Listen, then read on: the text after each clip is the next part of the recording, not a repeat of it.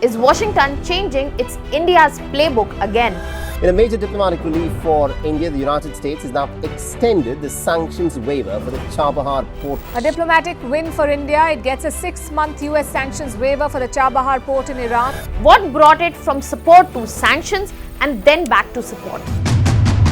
And finally, is India's balancing act working out? The US has extended its sanctions waiver on Indian operations at the Chabahar port. A move that on surface might look procedural, but this has a long and detailed story to tell you that where Washington's priorities lie. Hello everyone, welcome to Vajiram and Ravi's Flash News. My name is Shubhangi Singh and today we are going to discuss in detail that why US decided to revoke the sanction it gave India on Chabahar port and then decided to extend it again, how it affects India and what are the things important for India to remember. And we'll be also understanding that where the term Golden Gate comes from, especially for Chabahar port. So let us begin with understanding that what exactly has happened. So when we talk about Chabahar port, that is in Iran, it is an important strategic location for India because it is being developed by India under a 10-year agreement, and this is going to be the geopolitical hedge of India because this is going to give the multi-dimensional connectivity that India needs to Central Asia, to Russia and also to Europe. Now, when we are talking about this particular port, we have to remember the connectivity that US had granted a sanctions waiver for India and there were certain activities which were exempted at Chabahar, so Indian firms could operate and could work without any US penalties. Now, in late September, we got to see that US decided that we don't want that waiver to go on for India and we have revoked it. But when we were in last leg of trade talks with US now, US decided conveniently on October of 31st to extend this waiver for another 6 months for India. Now this comes as a relief, but this does point to multiple dimensions for us to understand.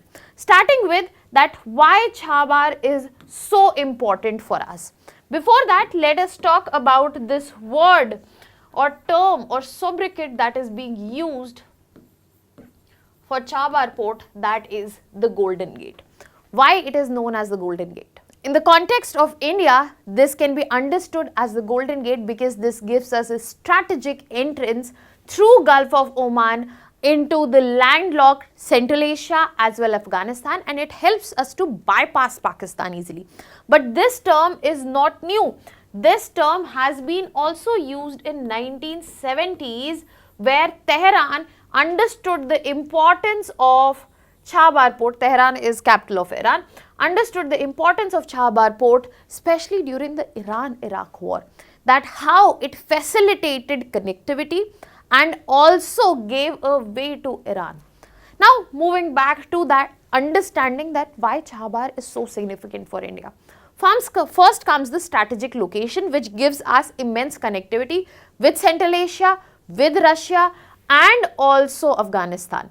Other than that, we also get to see that via this route, it can help India to get westward connectivity and especially help us with INSTC, that is International North-South Transport Corridor, which is very important to come as an alternative to China's Belt and Road Initiative. So if we do not have Chabahar port, then we cannot be dependent on this particular transport corridor and being part of the supply chain, the connectivity that comes with this particular corridor. And this also helps us to diplomatically parallelly create an alternative to Belt and Road Initiative. Apart from that, another important factor when we are talking about Chabahar port is the strategic leverage. For India, it is a very important position where it has to have an alternate trade and strategic routes so that India does not have to depend on hostile territories, hostile countries, that is Pakistan. So that means In no condition we would have to engage in a conversation with a hostile territory. We have our own ways where we are not dependent on them at all. Another important thing is the investment. India has already committed a lot of funds, and when we are talking about this waiver, this is very important that it continues because of the very simple fact, if it will be revoked, this investment will get stalled, it will be difficult for the firms to operate, and there we will find there is the risk for sinking of the investment, and understanding that this revocation and the extension plays a very important role. So because Chabahar is very important, the sanction waiver also becomes equally important, and that is what US is playing with.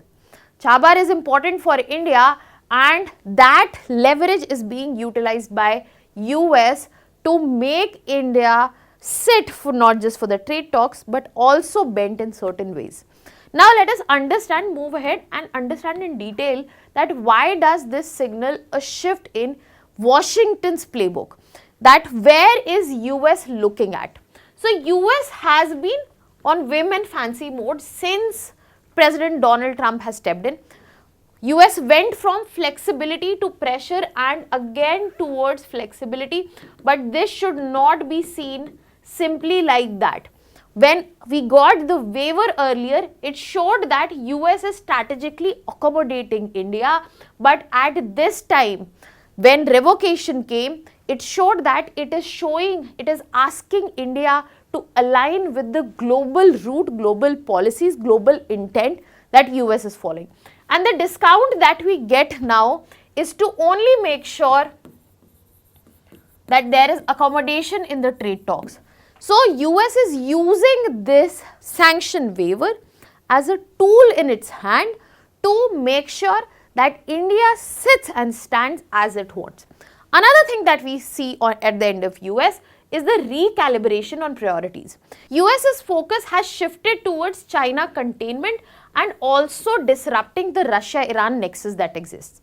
So in this situation, it is very important that India is on their side, and if India will go for multi-alignment, because India is making sure that they do not put all their eggs in one basket, it will be very difficult for US to handle. So US does want India on their side, and it has been said in many ways by US, where their own secretary talks about how important India's relations are.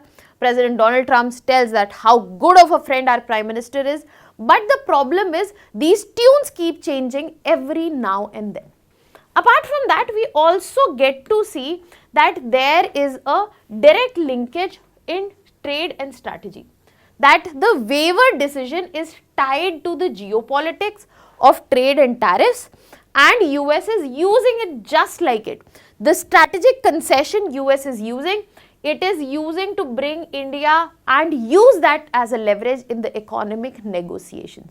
Apart from that, the strategic bargain making is also happening through this sanction waiver, where the cooperation by US is conditional, and the waiver which has been given only for 6 months, the extension which has been given, highlights this fact now and again. Now let us understand that what are the implications of this whole tune changing that is happening around.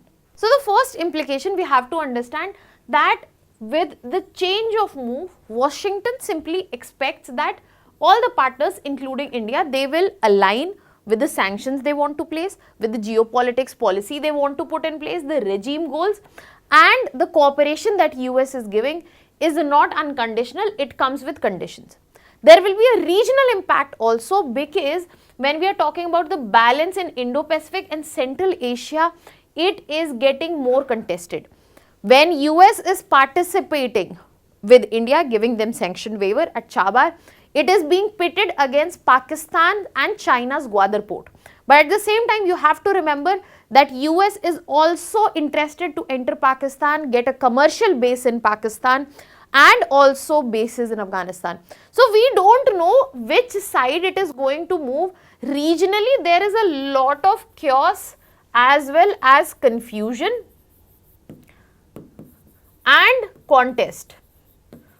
And all of this is simultaneously going on, and to address this, it is very important that US and India come together and cooperate on this.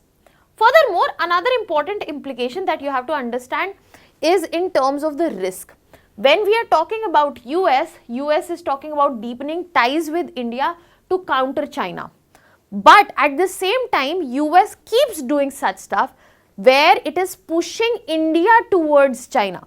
So that is a huge risk and also a huge irony here. And overall, the most important part is the diplomatic signal. This is a signal by US to Russia, to Central Asia, that the waiver and the waiver revocation shows that US strategic priorities, they will override any kind of local connectivity priorities. US is very clear on the fact that they are here for themselves, not for the greater good at all. Now let us understand what are the things that India should watch out for. First is definitely monitoring US policy. Will there be further re-extension of the waiver, or it will be permanently reinstated? Will US will come with some sort of substitute because it was revoked recently? What kind of risk mitigation that India needs to prepare for? That Indian firms need to already understand that what kind of exposure they have at Chabahar, because this is not permanent and they need to focus on diversifying and mitigating the risk. India also needs to figure out alternative corridors, increase investment and connectivity, be it Central Asia and beyond, so that there is a proper protection for the Chabahar risk which is associated, tied with US. And more to it is the trade diplomacy, where India can use the strategic signal as a leverage, be it in trade, tech, defense, all sort of negotiations where US is trying to do a talk about strategic goodwill, and that could be converted into concrete deals. And last but definitely not the least and most important, that we have to focus on strategic economy.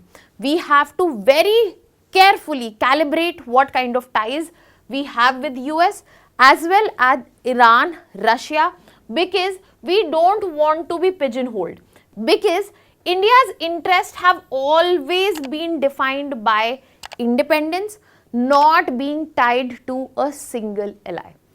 That was all from my side. Thank you so much.